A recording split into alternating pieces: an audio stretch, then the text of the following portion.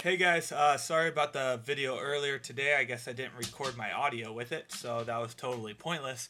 But this one will be a little bit quicker, a little bit more in depth, and more straight to the point. I did ramble on the earlier one, so luckily you guys don't have to endure that. So here, what we're gonna do to kick this video off is I'm going to talk about three things: why I'm putting you guys on zone versus the paleo for this challenge, how to understand the zone blocks, um, what we're going to do for the challenges this week, as well as your tasks that I want you to accomplish in the next 2 days. So right off the bat, why are we going with zone versus why didn't I recommend paleo like I normally do? The reason I recommended zone was because zone is going to be more adaptable to what's going on in the next 6 weeks with Halloween, Thanksgiving, family events, tons of outings and get togethers, football parties, all that kind of stuff. The zone is going to be easier to maintain and stick to versus the paleo. If you want to do paleo, feel free to do paleo. I have um, no uh, dislikes about it. So if you want to do paleo on this challenge, feel free. I'm recommending zone only because it's going to give you more flexibility over all these upcoming events. So let's move on. One of the biggest questions I get is about the zone blocking. How that works is that if you are, let me pull it up real quick. If you are a medium-sized female, for example, your total daily blocks, as we see here, are going to be 11.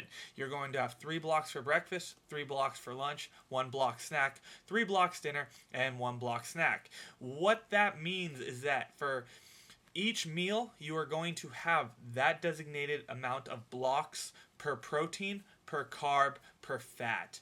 How that works is that it does seem like a lot of food, but it's truly not. As we go through this, if week 2 you feel like you're just eating a ton or you're not eating enough, come talk to me. We can adjust your blocks. But for now, let's stick to where you are. When choosing your block type, go by your gender and go by the shirt you wear. So shirt size. Okay. So again, breaking down these zone blocks, how this works is you must take, in the case of a medium female, if you're doing a breakfast, you must take 3 blocks of protein, you must take 3 blocks of carbs, and 3 blocks of fat. Now, it is very basic, as it's laid out very simply in the meal planning block chart section here that we're on. I'm looking at here. Each of these items is set up into a 1 block portion. So if we're looking at something like our protein, just because chicken breast is at the top here, if I want to do chicken breast and I'm a medium female, that means I've got 3 blocks. I would either do 3 ounces of chicken breast, which is going to give me my 3 blocks, or I could do something like 2 blocks of chicken, which is going to be 2 ounces, and 1 ounce of ham, which will give me a third block in my protein section. From there, again, you must take 3 blocks protein, 3 blocks carb, and 3 blocks fat. So if we wanted to do something in the carbohydrate like we need to, I might do something very, very easy like I might do a full apple, which is going to give me 2 of those blocks, and then I might do 12 asparagus spears. If you see, that would give me my 3 blocks required for my medium female block in my carbohydrate. Now all we have left is to do is find our fat, which just looking at this, I might cook my asparagus and my chicken in olive oil. To make it simple, I would have 1 tablespoon of olive oil, as 1/3 tablespoon is going to be 1 block. So 3 times that is going to be 1 tablespoon. Hopefully this makes sense. If it does not, please just send me an email. I can explain a little bit more, as well as in class. And I'll go over it again on Saturday morning when we're doing our baseline workout with you and your group. Now, back to the first page that I had was our food as fuel tips. Some of these things, if you're doing paleo, you already understand the concept of eating meats, vegetables, nuts, seeds, and some fruit. We're trying to get rid of all starches such as breads, pastas, and those sorts of things. You also want to eat just enough to support your exercise and not add body fat. That is one reason why the zone is so awesome, as it's giving you proper portions for your body type. And the good thing is, it's going from wherever you might be, unless you're already currently doing paleo, going from whatever kind of nutrition eating you are doing to going to a zone, you will automatically be dropping calories and eating to support your exercise and not to support your weight. Okay, so it's very beneficial there. The other tip I'm going to have is to drink a lot of water. I'm going to usually recommend 50 to 60 ounces or more, or 50 to 60% of body weight or more. Let's say you're a medium female who's 100 pounds. 50 to 60% is going to be anywhere between 50 to 60 ounces of water. If you're 200 pounds, that's going to be 100 to 120 ounces of water a day. That is going to keep you hydrated and very, very energized for your workouts. Again, you want to eat and drink to maintain your workout and your exercise, not to maintain your weight.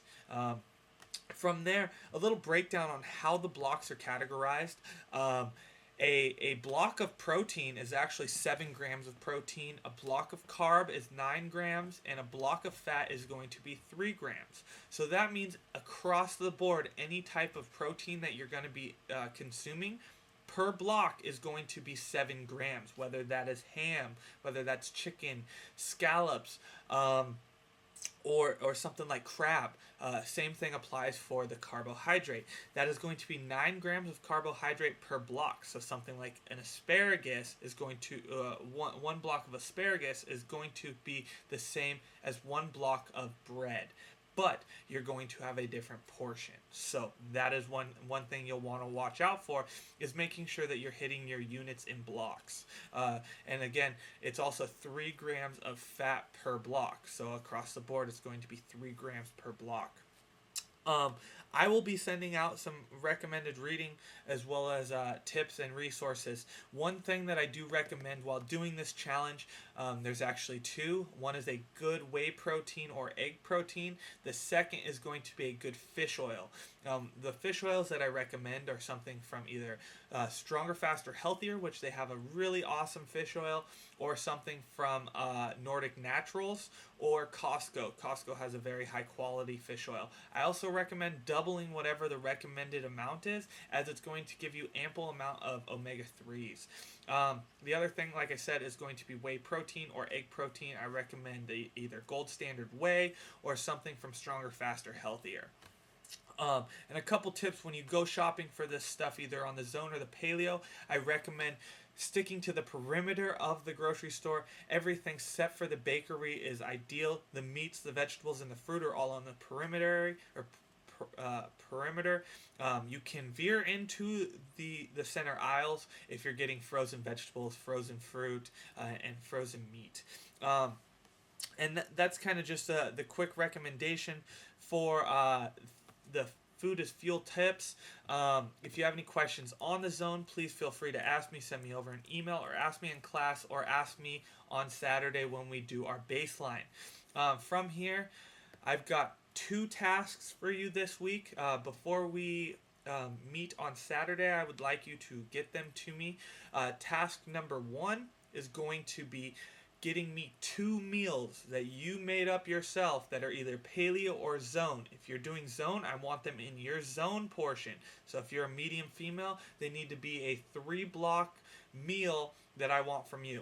I want 2 of those. So 2 different meals that will give you tonight or tomorrow, as well as maybe Saturday morning, or if you just find something online, that works too. If you're doing paleo, give me a paleo friendly recipe, please. And then task number 2 is to set highly achievable goals.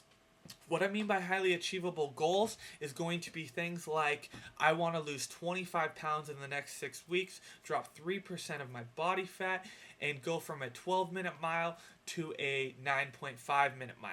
Those are realistic, achievable goals. Setting something like a 100-pound weight loss, 27% body fat. That is very unrealistic, and it's not going to benefit us. I want very specific, very in detailed goals. You don't have to give the same ones I gave. Give me anything you have and go into detail. Please send me those over before Saturday morning. And if you want, you can bring your meals into Saturday's baseline. Also, one challenge I have for you over the next 3 days before I make my next video probably is going to be do a 1 mile run. What I want you guys to do is track and time your 1 minute or 1 mile run so we have a baseline of your personal run. Our baseline workout as a group is going to be different, so you don't have to worry about that, but you do want to do your own run. That way we can track that over the time in this challenge. So hopefully this video has sound. Hopefully I gave you some nuggets into the zone. I will answer any more questions you may have and getting this over to you as quickly as possible. So please let me know if you have any further questions and I'll get them all answered.